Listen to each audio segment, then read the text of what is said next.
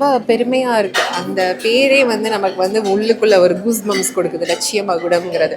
So அதை வந்து ஒரு 100 பெண்மணிகள், சாதனை படைத்த பெண்மணிகளுக்கு வந்து விருது வழங்குறது வந்து நான் நிஜமாவே ரொம்ப ப்ரௌடாக ஃபீல் பண்ணுறேன். அதுவும் இந்த ஈவெண்ட்ல வந்து கலந்துக்கிட்டது வந்து நிஜமாவே நான் ரொம்ப பெருமையாக ஃபீல் பண்ணுறேன். கண்டிப்பாக மேம். இப்போ இருக்கிற சூழ்நிலையில் இப்போ அவங்களுக்கு குழந்தை ஆயிடுச்சு, கல்யாணம் ஆயிடுச்சு அப்படின்ற போது அவங்க ப்ரொஃபஷனில் கான்சென்ட்ரேட் பண்ணுறது குறைஞ்சிடுது. இப்போ ஃபேமிலியும் பார்த்துக்கிட்டு ப்ரொஃபஷனையும் பேலன்ஸ் பண்ணி ஒரு பொண்ணால் அப்படி இருக்கிற பெண்களால் மட்டும்தான் வெற்றி அப்படின்றத அவங்களால பார்க்க முடியும். அதை தாண்டி வராமல் சில ஸ்ட்ரகிள்ஸை ஃபேஸ் பண்ணுறாங்கல்ல, அவங்களுக்கான ஒரு பதிலாக நீங்கள் என்ன சொல்லுவீங்க? எப்படி அந்த ஸ்ட்ரகிளை கடந்து வரணும்னு நினைக்கிறீங்க? வாழ்க்கையில் எல்லாருக்குமே பல தடைகள் வரும், ஸ்ட்ரகிள்ஸ் வரும். அதெல்லாமே வந்து நம்ம வந்து பாசிட்டிவாக எடுத்துகிட்டு போகணுமே தவிர வந்து முடங்கி வீட்டுக்குள்ளே இருக்கக்கூடாது. என்னன்னா வந்து நமக்கு ஒரு பிரச்சனை வருதா, ஐயோ அடுத்து என்ன பண்ண போகிறோங்கிற ஒரு கேள்விக்குறி எல்லாருக்குமே இருக்கும்.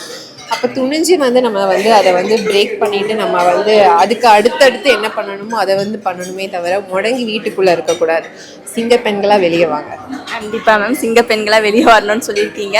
இன்னொரு விஷயம் என்னென்னா, இந்த மீடியா துறை பல துறைகளில் பல தடைகள் இருக்குது. முக்கியமாக இந்த மீடியா துறையில் சாதிக்க விரும்புகிறவங்களுக்கு நிறைய தடைகள் இருக்குல்ல, அதை அவங்க கடந்து எப்படி வரணும்னு நினைக்கிறீங்க? ஏன்னா நம்மளை யாராவது ஒருத்தவங்க நெகட்டிவாக பேசிட்டா டக்குன்னு ஒரு அப்செட் ஆகிடுவாங்க. ஸோ அதையும் கடந்து வெற்றி ஆகணும் அப்படின்றத ஒவ்வொருத்தருடைய ஆசையாக இருக்கும். அதை எப்படி கடந்து வரணும்?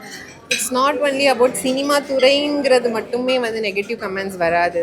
ஈவன் இப்போ பார்த்தீங்கன்னா சோஷியல் மீடியா எடுத்துக்கிட்டாலே சும்மா ஜென்ரலாக ஒருத்தவங்க ஒரு இன்ஸ்டாகிராம் போஸ்ட்டோ ரீலோ போட்டிங்கன்னா அதில் வந்து ஒரு 10,000 கமெண்ட் செக்ஷன் வருதுன்னா அதில் அட்லீஸ்ட் ஒரு 1000 பேர் வந்து நெகட்டிவாக நம்மளை வந்து அவதூறு பேசிட்டு தான் இருப்பாங்க. பேசுகிறவங்க பேசிட்டு தான் இருப்பாங்க. அதெல்லாம் தட்டி போட்டுகிட்டே இருக்கணும். ஓகே, அவங்க வந்து அவ்வளோதான், அவங்களோட மெச்சூரிட்டி லெவல் அவ்வளோதான் நினச்சி நம்ம வந்து ஐயோ நம்மளை பற்றி பேசிட்டாங்க, நெகட்டிவாக பேசிட்டாங்க.